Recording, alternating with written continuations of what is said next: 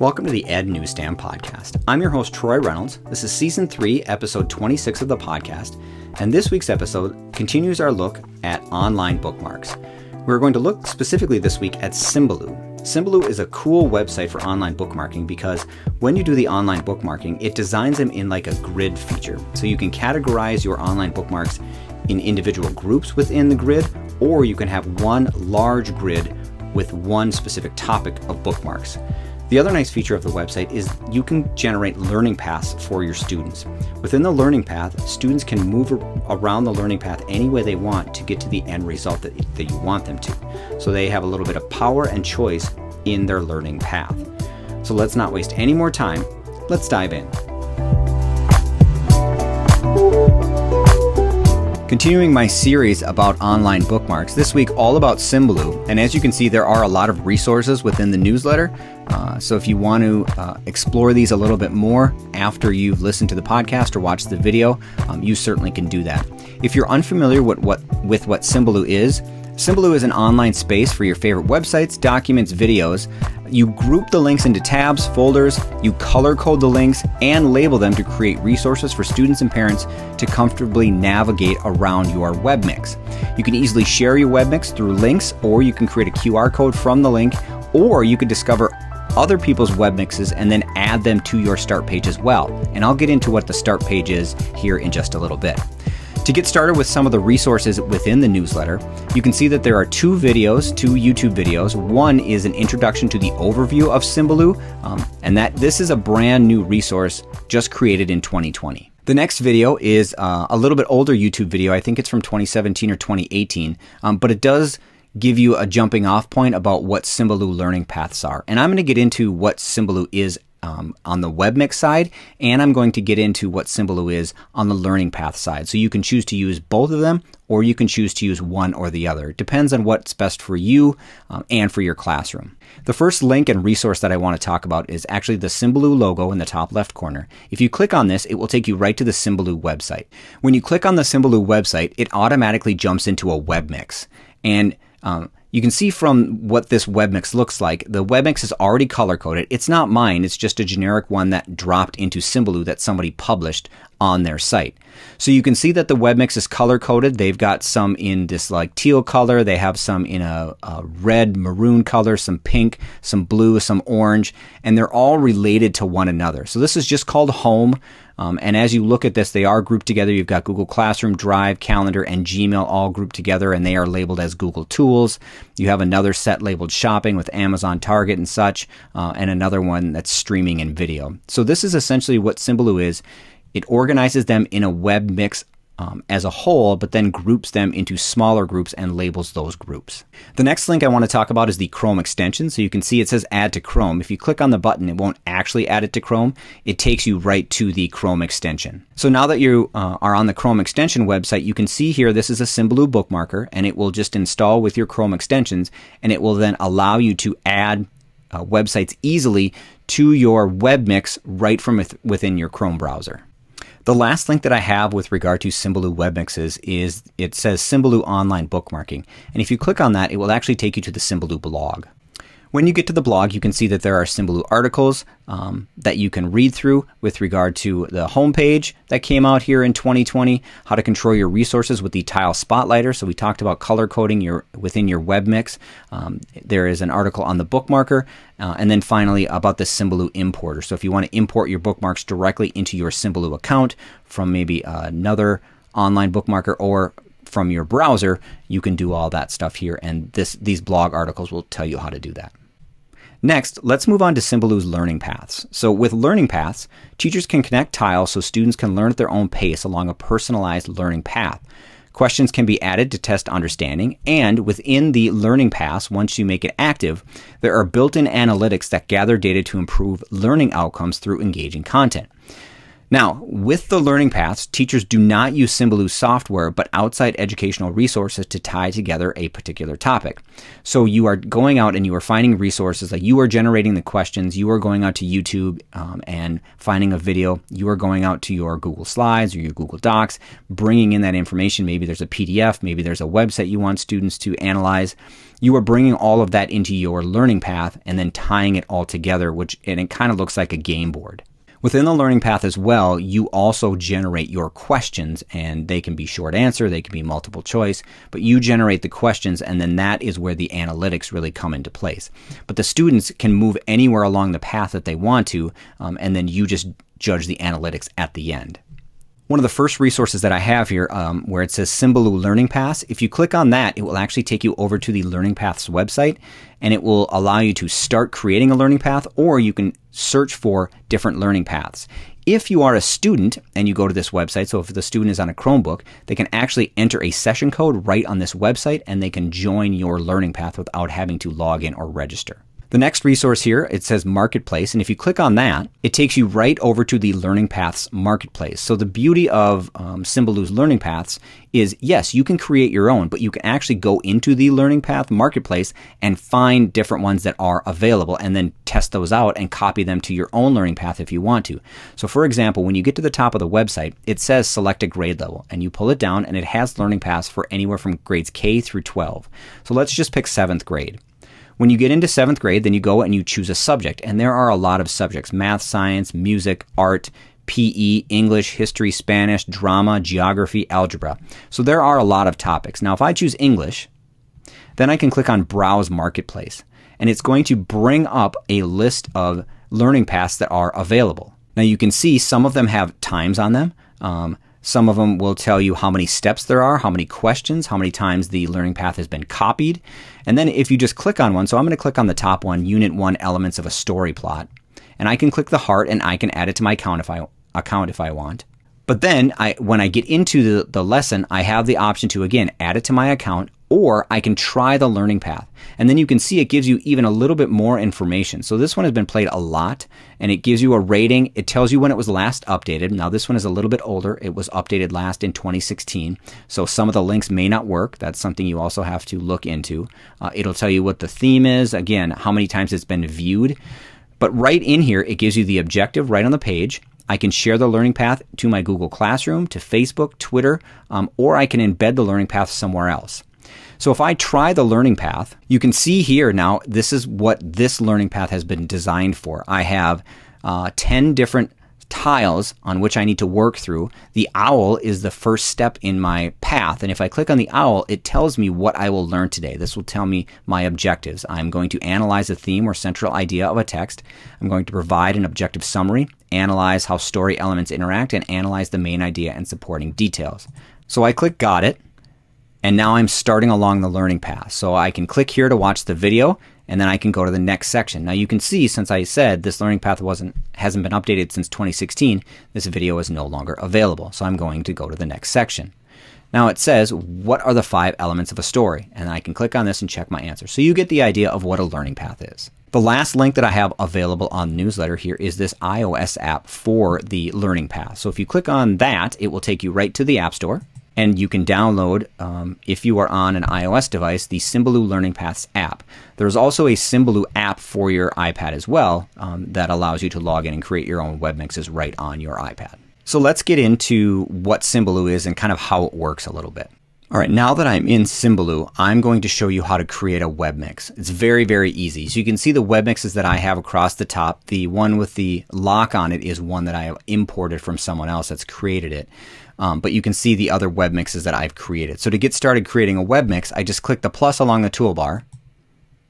From here, I need to name it. I can also search the gallery of webmixes and add it to mine if I want to, but I'm just going to start my own. And you can see here now this is my grid.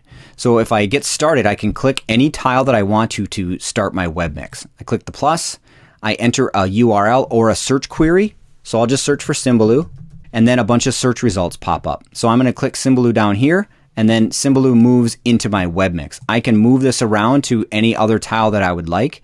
I'm just going to leave it up in the top corner for now. I'm going to add another tile. So last week we looked at Wakelet, And I'm going to actually put in the Wakelet web address this time. And you can see here now it gives me a top result. It also gives me alternative designs as well if I want to use the logo. I'm going to do the top result and I'm going to add it to my Webmix. Now, if I don't like the logo, to edit this tile, I right click on it and I go to edit. Now you can see here I can change the name of the website. I can change what it's called. So maybe it's not a website, maybe it's a news source or a radio station, or called embedded, where it opens in Symbaloo itself. So I want it embedded into my Webmix. I can change the color of the tile, and then I can choose the image. So I can use the icons that come with the website that I upload, or I can find my own icon and upload that specifically. All right, let's add one more link. All right, so I have 3 resources that I've added. Now, what I want to do here is I want to group these together, so I want them all to have the same color tile.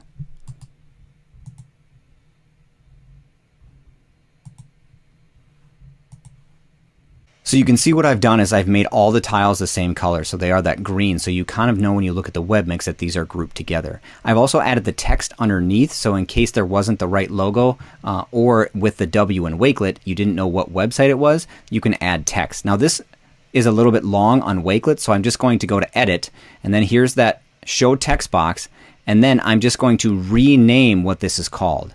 So right under Show Text, I'm just going to erase everything after Wakelet, and I'm going to go down to the Save button. And then it just says Wakelet. And then you can see the same that I did the same with Toby. So we have Symbaloo, we have Wakelet, we have Toby. If I didn't want these together, again, I could move Wakelet maybe down to the bottom, and I could move Toby over to the right-hand corner. That's essentially how you build a Symbaloo Webmix. You just click on the boxes, move them around, color code them the way you want, and then you can label them. Or if you know, when you look at Wakelet specifically, if you know that logo or you know the Sybaloo logo, you don't have to put text on them. But the Toby logo didn't come through for me, so maybe I want to add text to that. But this is a Webmix. When you're done, you can click the Share button along the toolbar at the top. You can choose how you want this to be shared. You can share it publicly so anybody can search for it. You have copy to the clipboard, email, Facebook, Twitter, LinkedIn, Google Classroom, Blogger, or you can embed this web link anywhere on the internet where you can put in a web code. One last thing to mention with regard to Symbaloo Webmixes, if you click on the little bar above the owl, this will take you to all your Webmixes so you can look at them individually and then edit them as necessary. Now let's move on to learning paths. So you can see the owl image here. I'm going to click on the owl and this will take me right to all my learning paths. You can see that I've created 4 different learning paths. I'm going to take you to the multimedia one first. So when I click on multimedia for my learning paths, it took me to my dashboard. And you can see the 4 different learning paths that I have. It will tell you the number of steps in my learning path. It will tell you when they were last updated, and then I have the action to update them right in my learning path here. So let's click on multimedia and just take a look at that. So this is my multimedia learning path. Where you start is the home button, which is kind of at the top just to the right of the learning path. So if I click on this, it will tells me some of the objectives within my learning path. So in this game, you will be required to name television, movie, or music based on the video until you reach the Godfather of Soul. Now students can move in any path that they want, and what they ultimately are supposed to do is move along the path until they get down to the checkered flag down at the bottom, and that is the ultimate goal that they want to get to. Again, they can move anywhere they want. They can actually look at all the questions, none of the questions, and go right to the bottom one. I do not have this set up, so they have to go in any particular order. So let's add to this Webmix. So if I click on this little hat down here, I can go either to the left or underneath the Webmix. I'm going to click on the plus and start a new tile over to the left. Now it automatically searches based on the title of my learning path, but I'm going to get rid of multimedia and I'm just going to create my own resource down at the bottom. So you can see the 4 options that it starts with is no title set. So I want to add a title. Then when I'm done, I click on the little check mark. If I don't like it, I can trash it and start over. Next, I need to create a description set. So when I click on that, you can see that I can change the style of the font. I can change the size of the font. I can align it, bold, italicize, strike through, underline, change the color of the font or the background of the text box. I can create a link within the text box, and then I can do a bullet point or I can do a list, numbered list. Once I've given a description, I click on the check mark again. Then next I go to resource. Now I can search within Symbaloo for the resource that I want. I can look for a Symbaloo tile. I can choose an embed code. I can upload a file from my computer or from some other resource. I can insert a math formula, or I can insert a drawing from the canvas. For this example, I'm just going to do an embed code. Then it pops up with an embed code here. I'm going to embed the Super Bowl halftime show from the weekend. So I'm on YouTube. I click on share.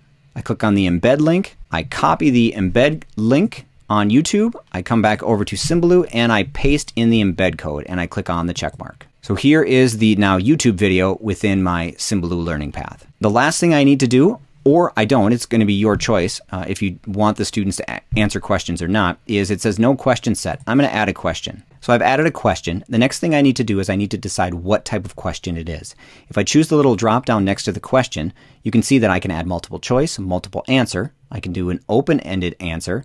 I can add a scale, a date, duration, or a numeric question within my question set. I'm going to leave that as a multiple choice. So I've created 3 multiple choice answers. I have to choose what the correct answer is. I have chosen the correct answer. I can include a hint down at the bottom if I want to, an explanation of my answer, and then I can also give a reward. So depending on how well they did, if they get the question right, I can decide how many reward points they get for this specific question. If I don't want any rewards, I just hit the trash can, and then a new button pops up that says add reward. When I'm all done, I click save. When I'm done, you can see that there's a checkered flag, and a checkered flag indicates the end of a learning path. But I don't want this to be the end of my learning path. I want the end of my learning path to be down here at the bottom directly under my home button. The home button is where the learning path starts. So I'm going to, down here underneath, I'm going to uncheck the checkered flag, and then you can see that it changes to a hat. And depending on what the resource is, the learning path icon will change. Since this is a question, it is a hat. If I just have a resource, it probably is just going to be an embedded link. So as you work through your learning path, as you create your learning path, you will be able to see how the icons change along your learning path. Now with my learning paths, I like them to either move linear or I want them to move kind of in a circle or a square. This one that I created outside of my learning path is a little confusing or would be confusing for students. So if I want to get rid of this little tile, I just click on the little trash can underneath and then the tile's gone. That's essentially how you create a learning path. And again, there's really no right or wrong answer to building your learning path. You're just building it for students to kind of move through the information and learning on their own. So to finish up my learning path, I'm just going to go through a few of the settings. So the pencil over here is the general settings for my learning path. So I can change the title, I can enter a description. So I have my description, I'm going to add an objective. I've added an objective and then I'm going to enter a duration. Once I've added all of these things, title, description, objective, and duration, I'm going to save my settings. Next is the tag feature. So if I click on this, I will select the grade levels that I want this to be assigned to. I'm going to just click middle school. I click the subject. This is music. And then I'm going to save my category. Next, I can add rewards. So you can go through here and I can add my rewards. I'm not going to add any rewards at this time. This picture frame, I can change the background of my theme. I can even add my own theme if I want to. So I can upload an image from my computer if I would like. I like the theme that I have. The next button allows me to lay out how many tiles I want in my learning path. I think I'm okay with what I have done. And then I have the undo and the redo button. The last few buttons that I have here, I can publish it to the marketplace to make it available for anybody to see. And then I can assign and start tracking. So if I click assign and start tracking, now it is out there for me to publish to my students. So you can see the code. So we talked about earlier where students can just put the code into the learning path and then they can start to take this code. So here's this code. I can put a due date in here. I can connect Symbaloo and the learning path right to my Google Classroom, or I can copy the link and send that out. You can see other sharing options here is the link. Here's my QR code. I can add it right to my Sybaloo by clicking the Symbaloo button at the bottom. I can share it out to Facebook, Twitter, or I can email it to a student. If I would like, I can preview this learning path on my own and see what it's like.